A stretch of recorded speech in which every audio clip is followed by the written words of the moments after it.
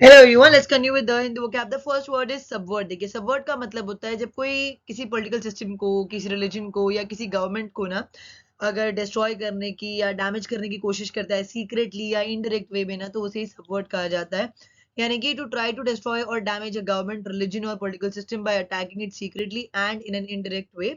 तो इसका सिनोनिम क्या हो जाएगा? ओवरटर्न। एंटोनिम क्या हो जाएगा? हेल्प। आप इसे अपने सेंटेंस में यूज कर सकते हैं।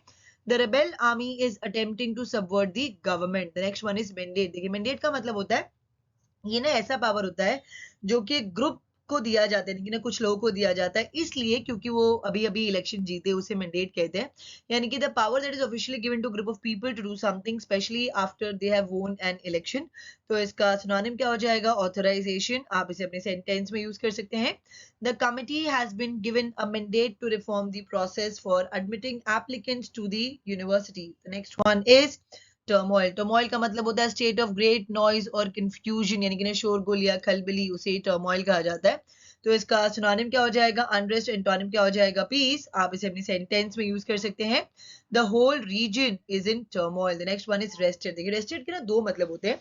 एक रेस्टेड का मतलब होता है जब कोई चीज ना बहुत डिफिकल्टी या बहुत मेहनत करके अगर पाते हैं ना, तो उसे रेस्टेड कहा जाता है। और एक रेस्टेड का मतलब होता है किसी से कोई चीज है ना जबरदस्ती छीन लेना, उसे भी रेस्टेड ही कहते हैं।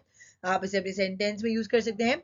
Sally did not give up her phone easily as her father had to wrest it from her hands. The next one is coup. Coup का मतलब होता है a sudden, illegal and often violent change of government, यानी कि ना शासन व्यवस्था में एकाएक गैर कानूनी और प्राय हिंसक रीति से परिवर्तन, उसे ही कू कहा जाता है। देखिए, यहाँ पे पीना साइलेंट होता है, तो इसका सिनोनिम क्या हो जाएगा? ओवरथ्रो। आप इसे अपने सेंटेंस में यूज कर सकते हैं। He seized power in a military coup in 1981. The next one is amend. Amend का मतलब होता है हल्का सा किस चीज में सुधार लाना ताकि उसको थोड़ा सा बेहतर बनाया जा सके, उसे ही अमेंड कहते हैं। यानी कि to change something slightly in order to make it better. तो इसका सिनोनिम क्या हो जाएगा? इंप्रूव। एंटोनिम क्या हो जाएगा? वर्सन। आप इसे अपने सेंटेंस में यूज कर सकते हैं। The terms of the contract were amended in later years. Next one is monarchy. Monarchy का मतलब होता है ऐसा गवर्नमेंट जहां पे ना किंग या तो क्वीन का रूल हो, उसे ही मोनार्की कहते हैं।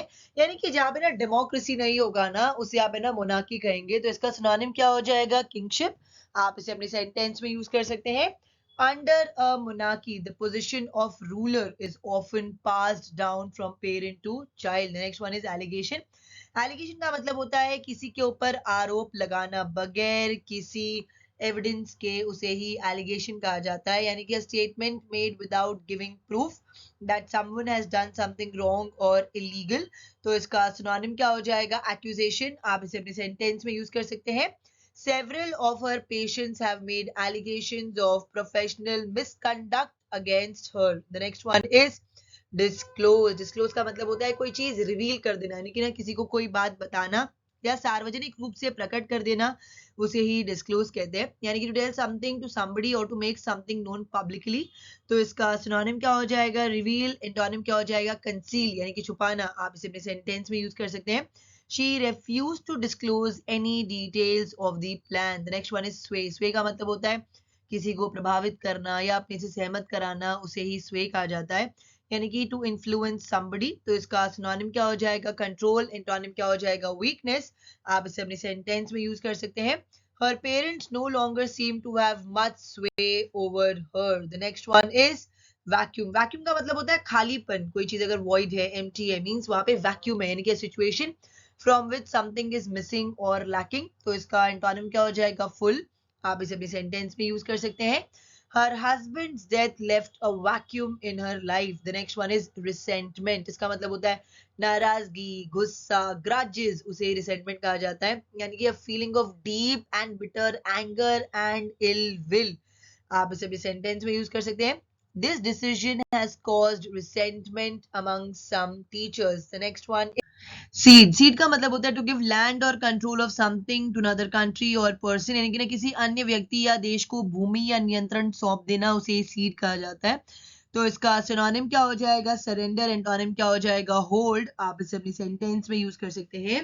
Hong Kong was ceded to Britain after the opium war. The next one is legitimate. इसका मतलब होता है देखिए कोई भी चीज अगर रीजनेबल है, एक्सेप्टेबल है, यानी कि ना तर्क संगत है, या आप उसको ना एक्सेप्ट करते हैं ना, तो उसे लेजिटिमेट कहा जाता है। लेजिटिमेट का ना एक और मतलब भी होता है, जिसको ना आपका कानून अलाउ करे, यानी कि ना अलाउड बाय द लॉ, उसे भी हम लेजिटिमेट ही कहेंगे। तो इसका सिनोनिम क्या हो जाएगा? लॉफुल। एंटोनिम क्या हो जाएगा? इलेजिटिमेट। आप इसे अपने सेंटेंस में यूज कर सकते हैं। The army must give power back to the legitimate government. The next one, rocky start. देखिए, रॉकी स्टार्ट का मतलब होता है किसी चीज की शुरुआत अगर बहुत कठिनाइयों से भरी हुई हो, बहुत अनसर्टेन है, या तो आपको उसको करके ना कुछ भी एनकरेजमेंट नहीं मिल रहा है ना, वो अगर आपको डिस्करेजिंग लग रहा है, तो उसे ही रॉकी स्टार्ट कहा जाता है, यानी कि अ ट्रबल्ड, अनसर्टेन और डिस्करेजिंग बिगिनिंग। आप इसे अपने सेंटेंस में यूज कर सकते हैं। I know the project got off to a rocky start, but we are much better organised and are making great progress now. The next one is prevalence. Prevalence का मतलब होता है the quality of prevailing generally, उसे ही prevalence कहा जाता है। तो इसका सिनोनिम क्या हो जाएगा? कॉमननेस। एंटोनिम क्या हो जाएगा? अनकॉमननेस। आप इसे अपने सेंटेंस में यूज कर सकते हैं। The prevalence of the disease is higher in some families. The next one is accelerate. Accelerate का मतलब होता है गति का बढ़ना, या तो किसी वस्तु, घटना आदि की गति को बढ़ा देना, उसे एक्सिलरेट कहा जाता है। सो टू गो फास्टर और to make something go faster और happen more quickly is called as accelerate. इसका सिनोनिम क्या हो जाएगा? हैसन। एंटोनिम क्या हो जाएगा? रिसीड। आप इसे अपनी सेंटेंस में यूज कर सकते हैं।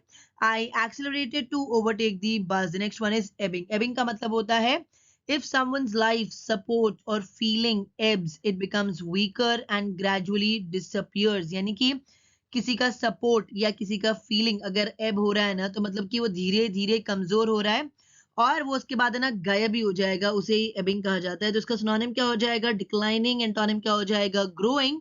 आप इसे अपनी सेंटेंस में यूज कर सकते हैं। Their popular support is ebbing away. The next one is deficit. Deficit का मतलब होता है कमी, अभाव, उसे ही डेफिसिट कहा जाता है, यानी कि the total amount by which money spent is more than money received. तो इसका सिनोनिम क्या हो जाएगा? शॉर्टफॉल। एंटोनिम क्या हो जाएगा? अबंडेंस। आप इसे अपने सेंटेंस में यूज कर सकते हैं। The UK trade deficit widened last month and the last one is augur। देखिए, ऑगर का मतलब होता है प्रिडिक्ट करना, है कि ना भविष्यवाणी करना, कुछ अच्छा बताना, उसे ही ऑगर कहा जाता है। So to augur is to predict और इंडिकेट। तो इसका सिनोनिम क्या हो जाएगा? फोरकास्टर। आप इसे अपने सेंटेंस में यूज कर सकते हैं। The company sales figure for the first 6 months augur well for the rest of the year. That's it for today. अगर आपको वीडियो अच्छा लगा तो इसे लाइक करें, शेयर करें, कमेंट करें, साथ ही साथ मेरे चैनल को सब्सक्राइब करें। Thank you.